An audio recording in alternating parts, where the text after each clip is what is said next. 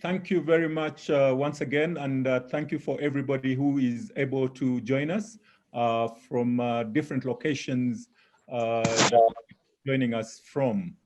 My name is Brazil Musumba, and I'm speaking to you from Nairobi, and I'll be conducting the meeting on behalf of the organizers and everybody who has worked in the back room to make this meeting a success. So we are here for the Horn of Africa and Sahel Virtual Knowledge Share Fair. We have we've been forced by circumstances that you are all aware to go virtual. I'm sure it would have been better if we could have had this meeting physically as we have done in the past. So this is a fair that is organized with the support from the Food and Agriculture Organization of the United Nations, FAO, and the two organizations that are in the forefront is the Intergovernmental Authority on Development. This is IGAD, based in Djibouti, that brings together 8 member states from the Horn of Africa, and the other organization is CELES, which is the French abbreviation or acronym for the organization that brings together 13 member states in the Sahel, Western Africa. So this meeting is also funded or supported financially by the European Union. So again, once again, without further ado, and we're running late on our time, is just to welcome everybody to this particular fair that I was saying earlier is being forced by circumstances to go virtual. So without further ado, allow me, with all respect, to welcome our 3 panelists. We will start with FAO. Dr. Abebe Haile Gabriel is the Assistant Director General of FAO and the Regional Representative for Africa of FAO based in Accra, Ghana. Dr. Abebe has a very long CV, which I do not wish to go through, but he brings a wealth of experience to this discussion. He is originally from Ethiopia, from the name. I guess everybody could have gotten that. But he will be speaking to us to set us rolling. So Dr. Abebe, the floor is yours, sir. Thank you, Brazil. Excellency, Dr. Werkena Gabayo, Executive Secretary of IGAD, Excellency Dr. Jime Adum, Executive Secretary of Sales, representatives of partners organizations, distinguished participants, dear colleagues, ladies and gentlemen. Greetings to you all from FAO and from Accra, Ghana. I would like to congratulate our partners, IGAD and SEALS, for organizing this virtual knowledge fair share on promoting innovation to build resilience against climatic shocks.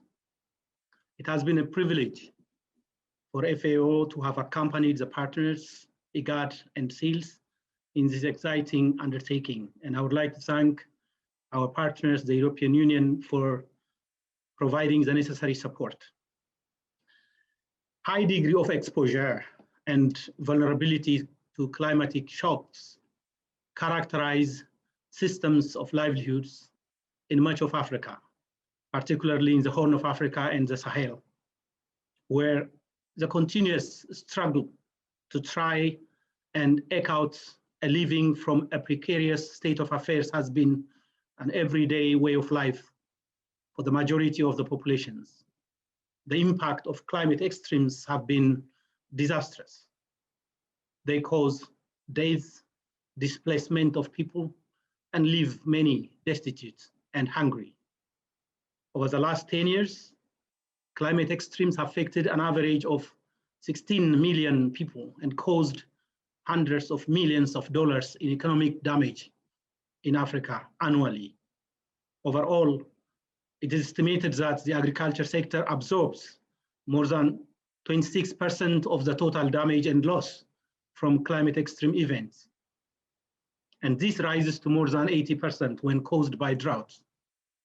In countries with a high degree of exposure to climate extremes, the number of undernourished people is more than double than that of countries without high degree of exposure.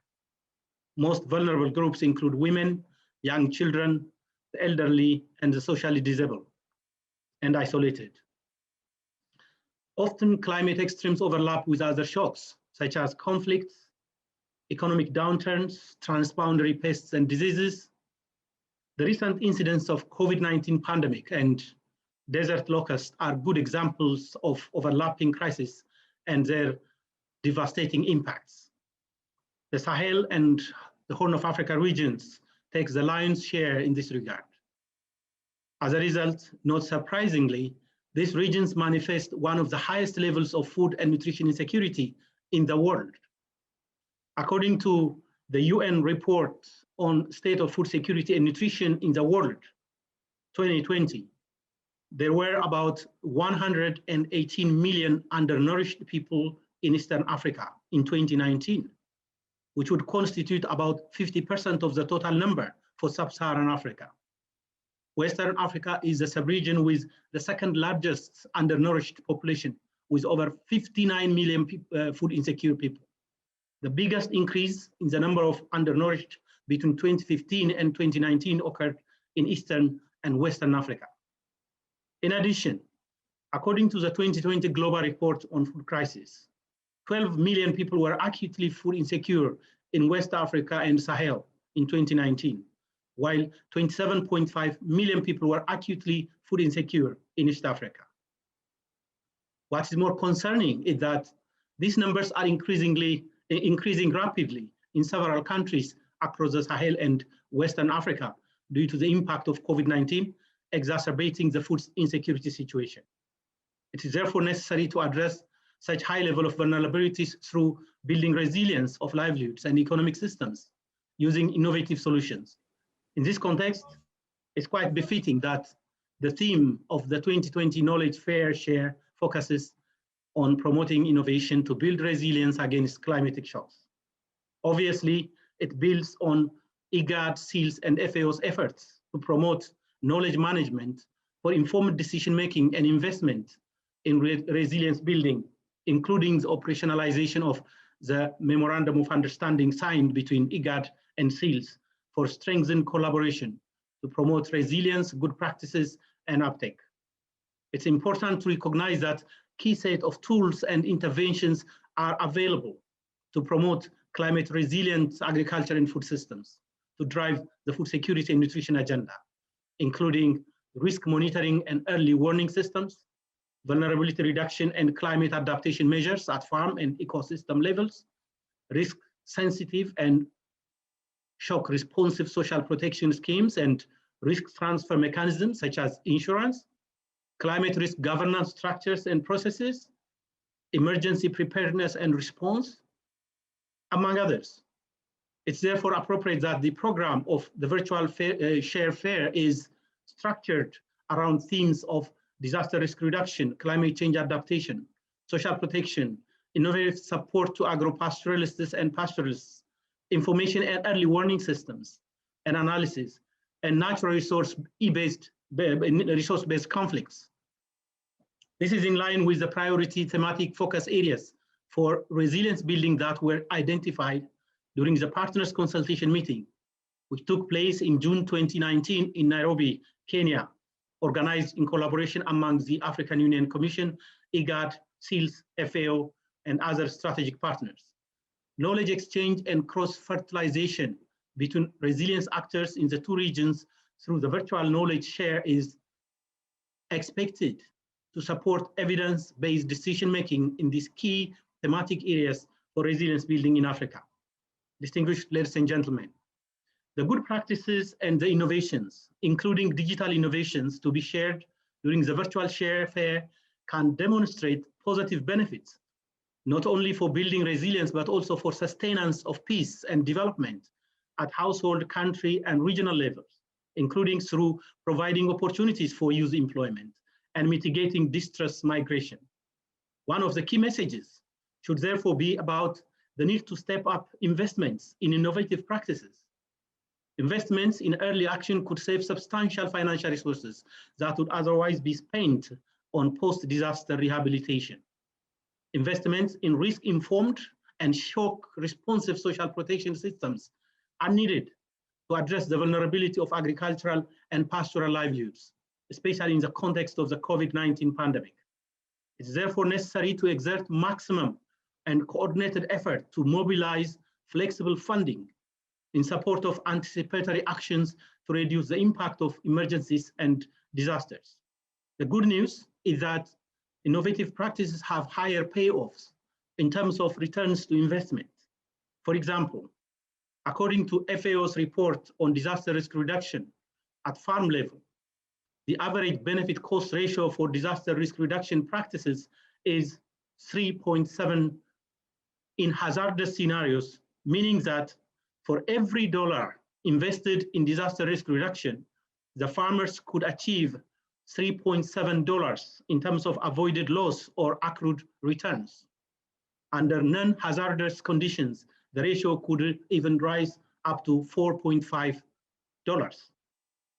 Building resilience in Africa's drylands has been one of FAO's 3 priority regional initiatives in Africa. The other 2 being ending hunger and sustainable production intensification and value chain development. FAO and its partners use a holistic approach at local, national, and regional levels to reduce the effects of disasters on food security and nutrition. FAO's approach to climate resilience building for agri-food systems is based on context-specific interventions aimed at preventing, anticipating, coping, adapting, and transforming to the effects of climate variability and extremes, while ensuring that these are gender sensitive, inclusive of a wide range of private and public sectors, and with a strong focus on the most vulnerable and disadvantaged social groups, such as youth and disabled people. Climate resilient measures should also benefit from indigenous and traditional knowledge systems. More recently, FAO launched the comprehensive COVID-19 response and recovery program with 7 key interrelated components.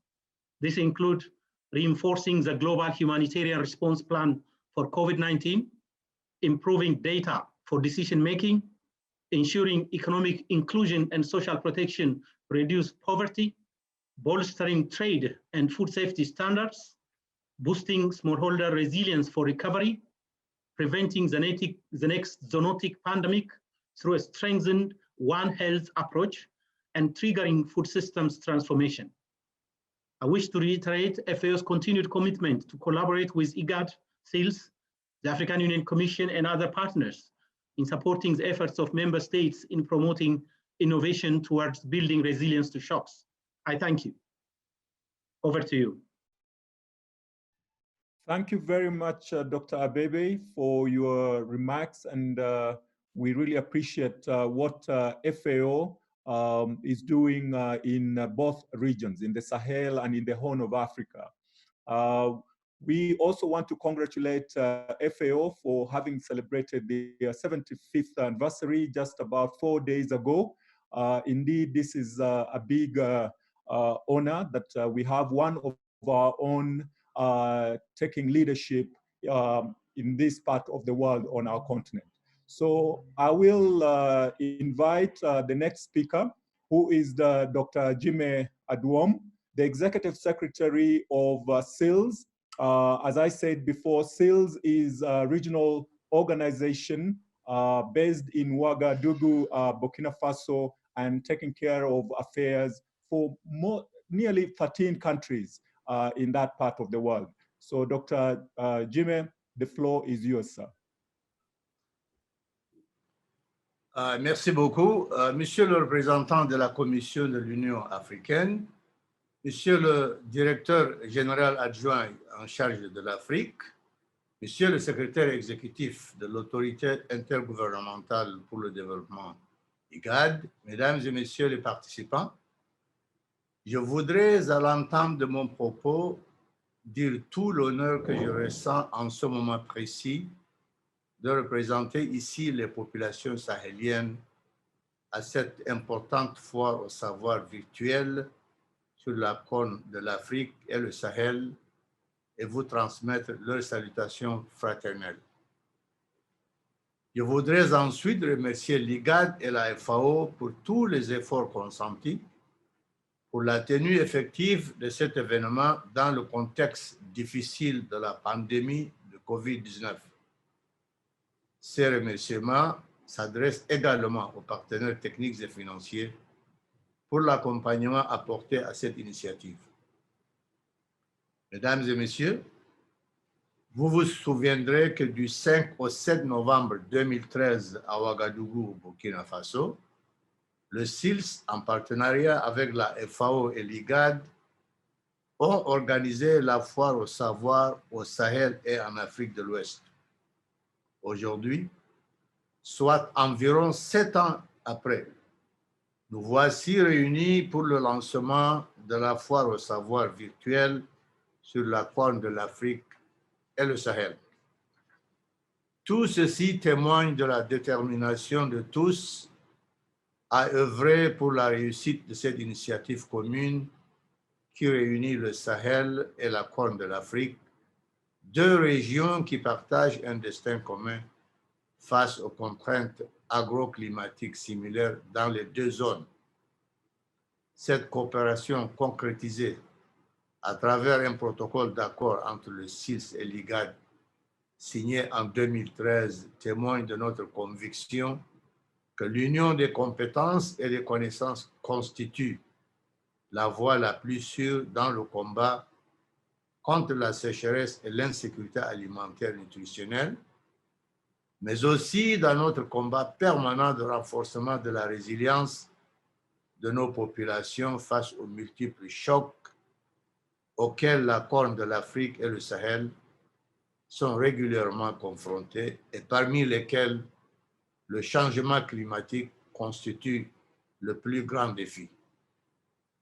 Mesdames et messieurs, chers invités, le choix du thème de la présente foire au savoir virtuel sur la Corne de l'Afrique et le Sahel, je cite, promouvoir l'innovation pour renforcer la résilience au choc climatique, fin de citation, n'est pas fortuit. En effet, dans de nombreuses régions de la Corne de l'Afrique et du Sahel, l'intensité et la fréquence des catastrophes et les situations d'urgence ont augmenté. Les catastrophes naturelles liées au changement climatique, aux crises sécuritaires et sanitaires ont créé des conditions de vulnérabilité chronique. La conséquence visible de cette conjugaison de fait est une dégradation de ressources qui impacte négativement la production agro-silvopastorale, exposant ainsi nos deux régions à une plus grande vulnérabilité aux aléas. Face à cette grande vulnérabilité aux aléas, il nous faut renforcer le partage de connaissances sur la résilience et la coopération entre les régions et cette foire au savoir constitue de ce fait un cadre idéal de diffusion de bonnes pratiques et d'échange d'expériences entre acteurs tant au niveau des programmes que des politiques et stratégies les plus appropriées pour nos deux sous-régions. Ceci justifie les différentes thématiques qui ont été choisies et seront développées au cours de la présente foire, à savoir les systèmes d'information, systèmes d'alerte précoce et analyse, la gestion des conflits liés à l'accès aux ressources naturelles, la réduction des risques et des désastres et résilience au changement climatique, le soutien innovant aux populations agro-pastorales, la protection sociale et filets de sécurité. Mesdames et messieurs, je ne doute point que les échanges d'expériences qui se feront autour de ces thématiques permettront de contribuer à la consolidation de la résilience au choc climatique dans nos espaces respectifs. Aussi, permettez-moi de souligner que la foire au savoir, compte tenu de son importance pour nos deux régions, mérite d'être plus régulière conformément aux recommandations de Ouagadougou en 2013 qui proposait une base biennale tournante entre les deux régions. Avant de conclure, permettez-moi de réitérer mes remerciements à tous les partenaires du CILS et en particulier l'IGAD, la FAO et l'Union européenne pour avoir permis la tenue de ce grand événement en faveur des vaillantes populations du Sahel et de la Corne de l'Afrique. Je vous remercie de votre très aimable attention et bonne chance.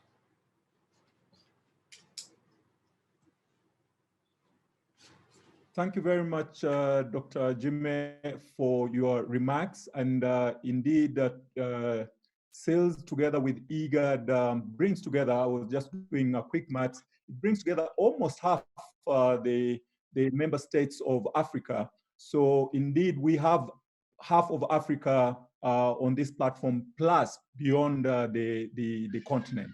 Already we have more than 120 participants listening to us, and we welcome them all. Also, let me take this opportunity to emphasize that the theme indeed of this knowledge share fair is promoting innovation to build resilience against climate shocks. It couldn't have come at a better time. So without further ado, let me take this opportunity once again to thank Dr. Jimmy for his remarks, and to also say that we are very happy that Chad did donate you to the region of Sahel and indeed to Africa, bringing in a wealth of experience. So let me welcome our next speaker, Dr. Wakne Gapie, who is the Executive Secretary of IGAD. IGAD is a regional organization working out of Djibouti, but bringing together 8 member states of the Horn of Africa. Dr. Wakne comes to us having worked with the government of the Federal Democratic Republic of Ethiopia as a Minister for Transport before, and also now as a Minister for Foreign Affairs before he took over his current position at IGAD. So Dr. Wakne, the floor is yours, sir, for your remarks. Thank you. Thank you, Brazil. Thank you very much for the introduction.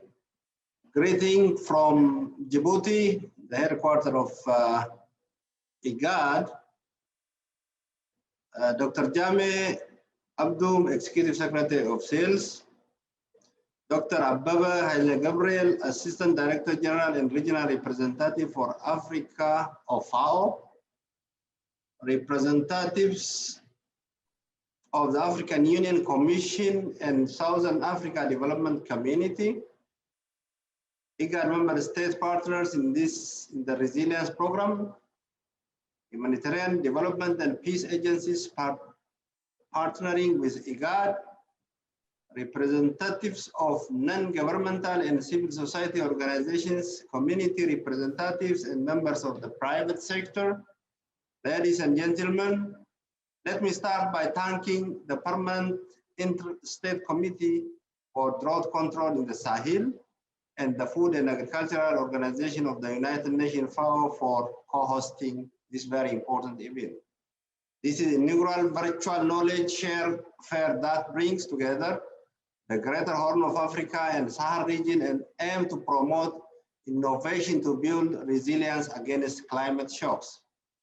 In this uncertain time of the pan-regional threats such as the COVID pandemic, unprecedented invasion of desert locusts and extensive flooding in the part of our region, the number of people is said to be double to 54 million if we don't act with urgency. This is a current crisis that our farmers are facing at this particular time, and they are crying for their farm as well as to their future.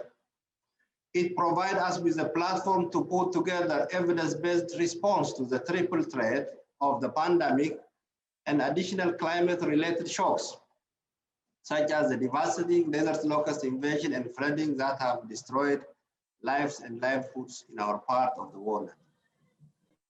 If adaptation is the key to survival, we must come together to arm each other with the insights and innovations that we need to effectively overcome the multiple hazards. Dear colleagues, IGAD was founded on the notion of building the resilience of communities and state to regional disasters. It has been the cornerstone of our work in the 34 years of our existence as IGAD. In 2011, our commitment to build resilience was strengthened when we launched the IGAD Drought Disaster Resilience and Sustainability Initiative. This 15-year strategy in 3 phases, spanning 5 years each, captures the aspiration of IGAD member states to end drought-related disasters. We are now in the second 5-year phase of the resilience strategy, which is building upon the lessons we learned at the inception. These events therefore serve to showcase of the body of research, innovations, technology, and practices that have been tested and found to be effective in building resilience to climate shocks. This share fair had drawn over a lot of people, capable minds representing a broad spectrum of stakeholders. I thank all of you who are here with us today to share your insights, learn from each other, exchange experiences, and build upon our collective wisdom on what works and what doesn't in regional crisis prediction, prevention, and response. The IGAD and the Sahel region have comparable ecological conditions, share a common heritage of pastoralism, and we therefore grapple with similar challenges as well. Therefore, it has been in the interest of both IGAD and SEALS to strengthen synergy and mutually strengthen the technical capacity of our institutions by establishing an effective knowledge platform. Our landmark collaboration in the regional initiative on resilience in the Sahel and Horn of Africa, IGAD and SEALS have documented and exchanged resilience enhancing practices across their member states. The lessons learned from this initiative have been used to inform policy formulation and programming. Even though we still face formidable challenges, dear colleagues, I believe that we have made significant progress towards reducing vulnerability to climate shocks. I call upon all parties here to rededicate ourselves to pursuit of this objective and continue working together through knowledge exchange and collaboration between resilience actors. To conclude my speech, I would like to thank FAO, who have continued to be our steadfast partner that throughout this endeavor, and we are very thankful, especially for cooperation on fighting this desert locust. IGAD sincerely appreciates their continued support to knowledge management initiative in the IGAD and Sahel regions. Finally, I want to reiterate my commitment to enhance knowledge management for resilience building and sustainable development, and wish you all a successful event. Thank you very much. Thank you very much, Dr. Wakne. Always a pleasure to hear from you. And indeed, the two organizations, SEALS and IGAD, are twins because the subject area that you tackle is very similar, and you have embraced other related challenges that the two regions are tackling. Therefore, thank you very much for your remarks. And just to let you know that the FIA started actually yesterday on the 19th, and it will be going on until 23rd of this month. And therefore, I call upon all the participants who are now going beyond the 130 who've joined us today, and you're most welcome to really get to interact with the program, a very rich program that we have that has been put together with the three organizations, FAO, SILS, and IGAD, with the support of European Union. So without further ado, we are coming to the end of this opening session, and moving on in the next slightly less than half an hour to our first main session or plenary session, parallel sessions that will be following from around 12:15. So once again, let me thank all the organizers, people who've been working in the back room to make this opening session and subsequent sessions a success. We look forward to seeing you in the next session starting at 12:15 East African time. I know some people are very early in the morning in other parts of the world. So once again, thank you. It was a pleasure being your host, and thank you everybody who was able to join us this morning. Thank you. If I may, this is Frederic from FAO. On behalf of all of our colleagues, also from IGAD and SILS who organized this meeting, since we have a little bit of time left on this opening session, and thanking very much our distinguished speakers, since it is a share fair, we'd like to take the opportunity of the chat room to ask our participants what they would like to learn, what they expect from this share fair, inspired by the three speeches that we heard. What would they like to learn from this share fair? The chat box is open, and so we will see how we can respond. Thank you very much. Thank you very much, Frederic. In fact, sorry for maybe, I just realized we have, though we started late, we managed to catch up pretty well, courtesy of the three speakers who kept to limited time that there was allocated to them. So I've been seeing some comments on the chat. If we could just, if anybody could raise a hand and maybe put a question or a comment. The floor is open. So dear colleagues, anybody with a comment? Mr. Moderator. You're most welcome. Go ahead. If you allow me. My name is Martin van der Knaap, and I'm the Fishery and Aquaculture Officer of FAO in the sub-regional office for Eastern Africa based in Ethiopia. Distinguished participants, I was very much impressed by the opening lectures. I have one question. It is, we expect quite a number of suggestions for investment in the coming presentations. What is the position for resource mobilization? If we find very interesting applications that will really have an impact, how do we get the funding? That is, I think, one of the questions that we should ask at the end, but since our distinguished colleagues are still here, perhaps they could have, they could share their views on that. Thank you, over.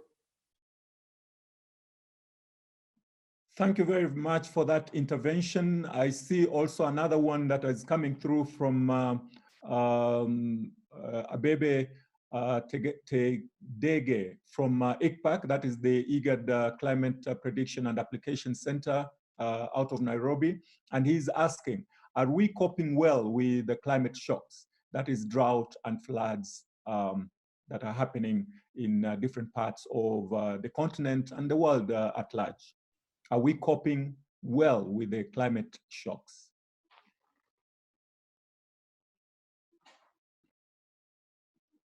So do we still have any of our panelists who wants to react to the question that has been put forward? I can take a stab at one of them. Please go ahead, Dr. Jimmy. Yeah, I'm looking at the comment with respect to the breaking down border barriers and interacting more in area of economic cooperation. This is really, yeah, in addition to climate change, this is one of the most frustrating and maybe the most handicapping area in which a lot of progress needs to be made. For example, the region here, at least Sahel and West Africa, countries, commerce, they exchange about maybe between 12 to 15%. That means almost 80% of raw materials, les matières premières, as they say, goes outside, it is transformed and brought back. And you all know, we all know that if you send out your raw material to be processed, value added, then you certainly miss the opportunity of creating jobs and wealth. So consequently, what we need to do is to look at the policies that are maybe hindering the opportunity for countries to do business among themselves. I don't know about the East Africa region, but at least in this, on this end of the wood, we need to do much better, and going up to maybe 25 to 30% with the help of the African Union certainly should be a target, and we can no longer afford the opportunity to be sending out raw material, get it processed and bring it back, because we miss a great deal. The last thing I want to say is that at a minimum, and according to statistics from FAO and other, this Africa, this sub-Saharan Africa, sends out about $50 billion annually importing food. And naturally, we have a lot of land, a lot of opportunities. And so if we get everybody together, private sector, public policy makers, NGOs, everybody on this together, and say, what exactly is the problem? And can we design joint strategies to get to the root of that problem? I think COVID-19 has brought us an awakening, and it's about time that we seize the opportunity. The last thing I want to say about climate change, that this is your business and our business and everybody's business. But climate change is actually, I'm trying to call it climate deregulation, basically. Climate has been changing for a long time.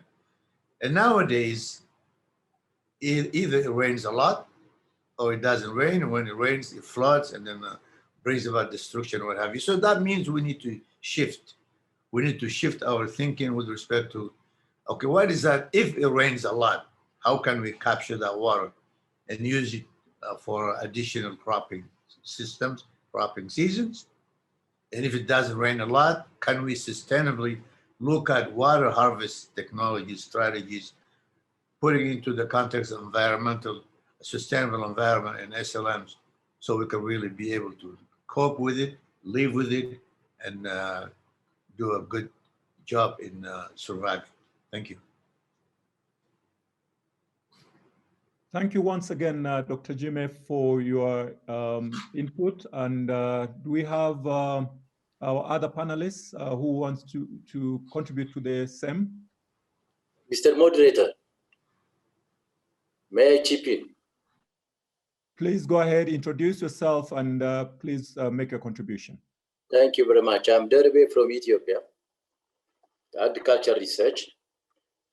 We do know the cooperation of FAO, IGAD, and the rest of the organizations with regard to combating common enemy, such as locusts, climate change, and name it. Although climate change is something that has been there forever, it might be there even to the next.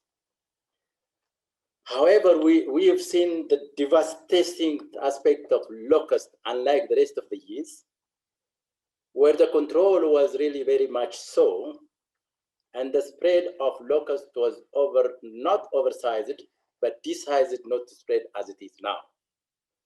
My question is, what went wrong this year to control the spread of locusts that is devastating our resources in the Horn of Africa, in particular in my country.